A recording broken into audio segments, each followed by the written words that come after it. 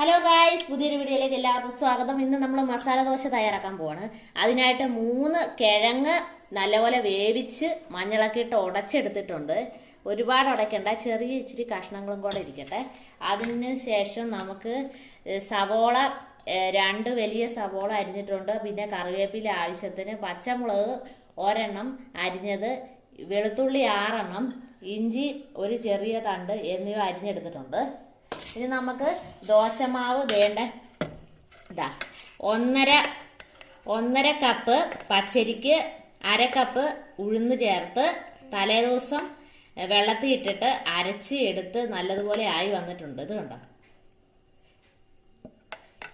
അപ്പം നമ്മുടെ മാവ് റെഡിയാണ്. ഇനി നമുക്ക് മാവ് ഉണ്ടാക്കാം. അപ്പം വേണ്ട, നമ്മൾ ഈ പരുവത്തിലുള്ള മാവാണ് എടുത്തിരിക്കുന്നത്. മാവ് ഒഴിച്ചു കൊടുക്കുവാണ്.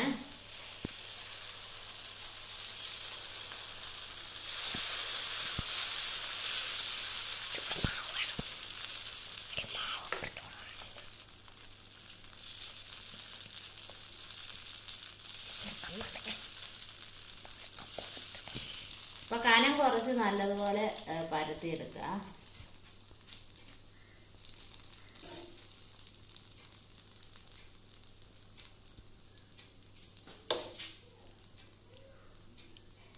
ലോ ഫ്ലെയിമിലിട്ട് വേണം ഉണ്ടാക്കാനായിട്ട്. കഴിവതും കനം കുറച്ച് പരത്താൻ നോക്കണം. നമ്മുടെ മാവ് ദോശയുടെ മാവൊക്കെ ഒന്ന് വെന്ത് വരട്ടെ.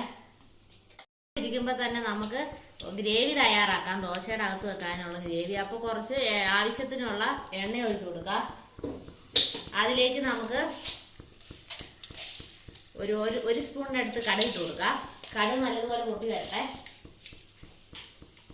കടുകൊക്കെ പൊട്ടി വന്നിട്ടുണ്ടെങ്കിൽ നമുക്ക് ഇതിലേക്ക് സവോളയും പച്ചമുളകും ഇഞ്ചി എല്ലാം കൂടെ ഇടുക.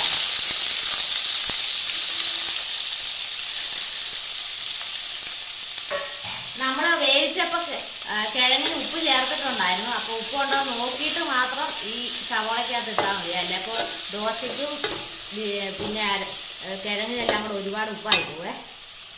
അപ്പോൾ നമ്മുടെ സവോള ഒരുപാട് അങ്ങ് വഴരണ്ട. ഒരു സോഫ്റ്റായി കിട്ടുമ്പോഴത്തേക്ക് നമ്മുടെ ഗ്രേവിക്കകത്തേക്ക് പൊട്ടറ്റോ ഇട്ട് കൊടുക്കണം. അപ്പോൾ ഇതൊന്ന് വഴന്ന് വരട്ടെ. നമ്മുടെ സവോളയ്ക്കകത്തേക്ക് ഇച്ചിരി മഞ്ഞൾപ്പൊടിയും കൂടി ഇട്ടായിരുന്നേ. ഇനി നമ്മുടെ സവോളയൊക്കെ നല്ല സോഫ്റ്റ് ആയിട്ട് കിട്ടിയിട്ടുണ്ട്. ഇനി നമുക്കിതിലേക്ക് ഉടച്ചു വെച്ചിരിക്കുന്ന പൊട്ടറ്റോ എല്ലാം കൂടെ ചേർക്കാം. എന്നിട്ട് നല്ലതുപോലെ ഒന്ന് ഇളക്കണേ.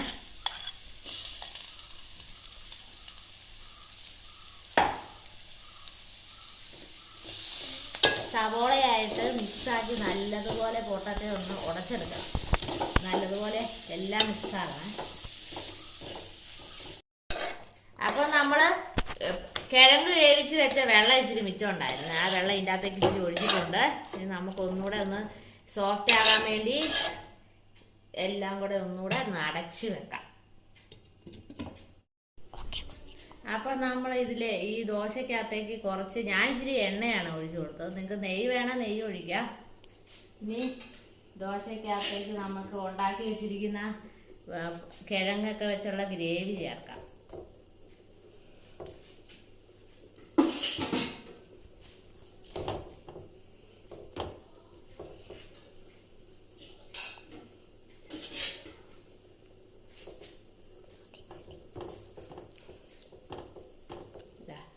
ഗ്രേവി ഇട്ടിട്ടുണ്ട്. നമുക്കിത് പതുക്കെ മറിക്കാം.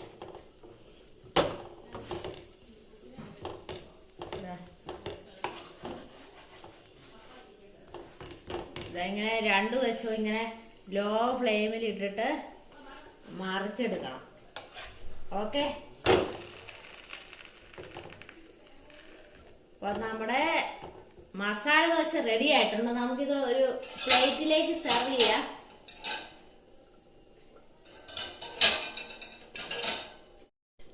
ഇപ്പോൾ നമ്മുടെ മസാല ദോശ ദാണ്ടെ റെഡി ആയിട്ടുണ്ട്. വാവ്, നല്ല ടേസ്റ്റി ആയിട്ടുള്ള മസാല ദോശയാണ്. എല്ലാവരും പുറത്തു പോയി കടകളിൽ പോയി കഴിക്കാതെ വീട്ടിൽ തന്നെ തയ്യാറാക്കി നോക്കുക. അപ്പോൾ വീഡിയോ ഇഷ്ടപ്പെട്ടെങ്കിൽ ലൈക്ക് ചെയ്യുക, ഷെയർ ചെയ്യുക. മറ്റൊരു വീഡിയോയുമായിട്ട് വരുന്നത്